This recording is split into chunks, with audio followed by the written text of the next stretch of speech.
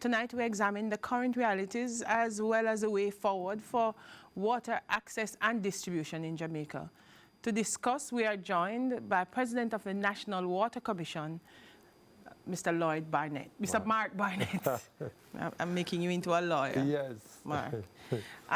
So talk to me now. I know yesterday was a big day in Parliament for you in terms of presentation before the Standing Finance Committee on matters related to water and access to water and distribution of water. And I know that whenever we hear about, even though I myself must declare as chairwoman of the Water Resource Authority Board, when people talk about water, they automatically go to National Water Commission. So I'm going to pretend that I don't know.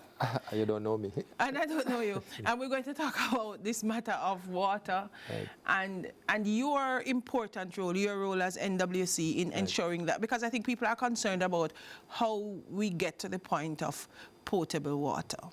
Now, one of the things that we always hear people talk about, Mark, is do we have enough water in Jamaica for us to have enough access to potable water, especially in times of drought? In other words, do we always have to wait on the rain, or are we relying solely on rainfall to access water that is consumable? Thanks, Nadine.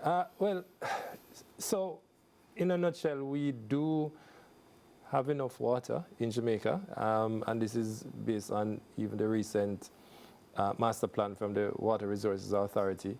I believe our challenge is where water is, people don't necessarily, or let's say the majority of the population doesn't live there. So the question is, how do we move it? But in addition to that, Jamaica's water is really produced through one source, unlike most other countries, and it's through precipitation. Others have snow, etc., etc.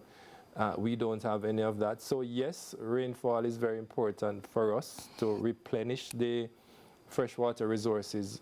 But in general, Jamaica do have enough freshwater resources to satisfy the needs and the demands of the population.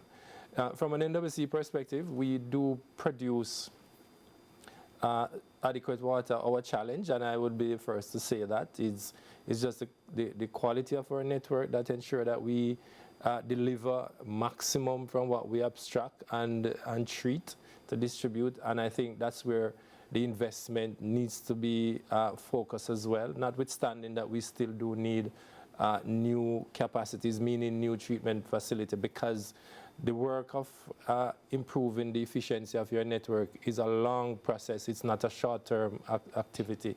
So from those initiatives, I believe we can see a much improved water distribution and a more sustained supply to ensure that even in the worst case of drought, we can satisfy the demand of our population. Hence the reason, and I'm sorry that I might be preempting you, hence the reason we invested heavily in NRW in Kingston, and now we're doing the same in non-revenue water. My apologies. We in the industry always just delve into the acronyms rather than give the full definition.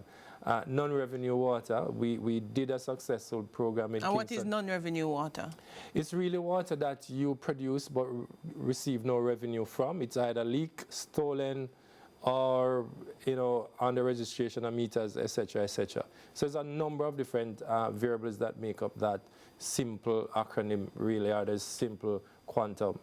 So we're doing Portmore, but we also recognize as part of the strategy that the NRW in itself will not solve the entire problem. And I know, especially now that we have a drought, the population is going to ask, so let's talk about that. Yeah. You talked about the distribution issue. What are we doing to fix that? We have enough water, but during times of drought, people talk about just the drama they have to go through to get water. And people blame you a lot. All the time. Because we don't know when NWC go and lock off the water, the NWC lock off the water how long. But that is mostly around Kingston, St. Andrew, and there are other parts of St. Catherine. Negril does have a section of Hanover, Westmoreland. Why is it like that? Because I know that when I lived in St. James, we never had as much water lock-offs. We never had at least to me at the time. Yeah. Why is it that there seem to be that some parts are more impacted than others, and what is it about the distribution system that allows for that? So the distribution system is important for the efficient supply of the commodity, and part of that is it requires a network that is reliable and efficient in its delivery.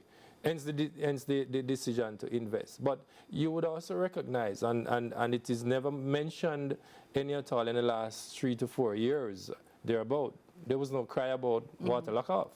And it is a testimony to the level of investment we would have done in the network.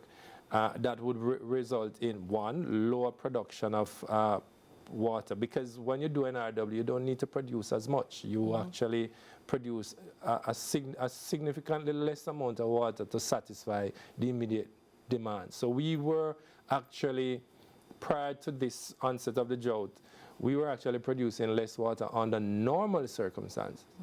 And in the previous situation, we would have been producing more. Hence, we would have probably been in a worse situation than we are now, had we not done those works.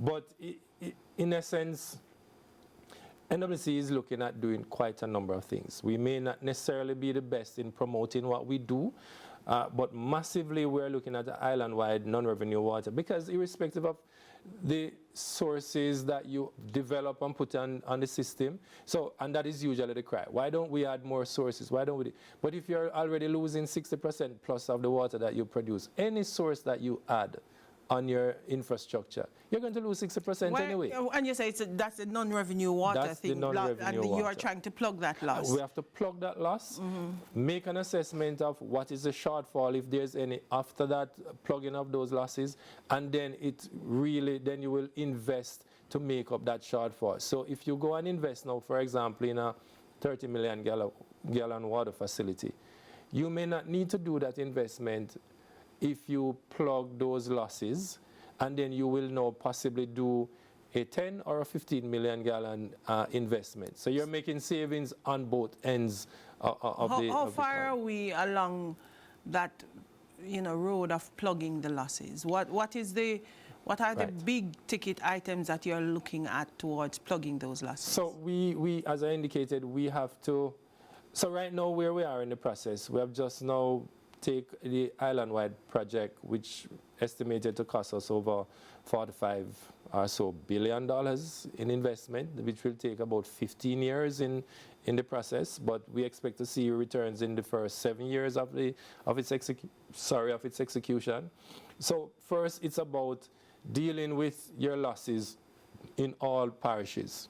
So you have to do a comprehensive non-revenue water for all parishes. It's pointless doing 1 year, 1 year, because when you fix something in one area, it is actually there's actually the other areas that need to be addressed simultaneously. And that is the first step. Notwithstanding, we're still going ahead and we're putting in the Royal Cobra facility, which will bring about an additional 15 imperial million gallons of water into the corporate area, Portmore and Spanish Town. That we believe would substantially reduce any impact of any drought situation. And we know there are cries as it relates to new sources. We also know that so Rio Cobre to you, Rio Cobre is already being developed as a new source. Rio Cobre now, we are at the stage of it's a public-private partnership that we are entering in. And where we are now, the private sector consortium is going through the approval process. We are anticipating groundbreaking to be in May this year. And it will take us probably 18 to 20 months to complete that 15 million gallon facility. And immediately thereafter, there will be significant benefits to the population of the metropolis, if you will, Kingston and St. Andrew. St. Catherine, Portmore. Kingston and St. Andrew presents a challenge in the fact of you needing to bring water in, because the water table in Kingston is not able to be accessed so that it can help with the problem that Kingston and St. Andrew faces? Very good observation, because you see, oftentimes when we speak about water Remember, resources... I'm pretending that I don't know. Yes. Yeah. We have to, as a concerted effort, supported by GOJ, we must lay sewer pipe across the length and breadth of the corporate area. We have an aquifer that we are unable to maximize its productive capacity. So you're looking at a trench town well that we usually operate. We have to stop using it because it is high in nitrates. That's almost 1.5 million gallons of water that could be serving that lower section of St. Andrew. And why weren't we doing that? Why weren't we making sure that we were protecting the aquifer in Kingston? What prevented You know, that? I must say I'm relatively young in the process. I must say that.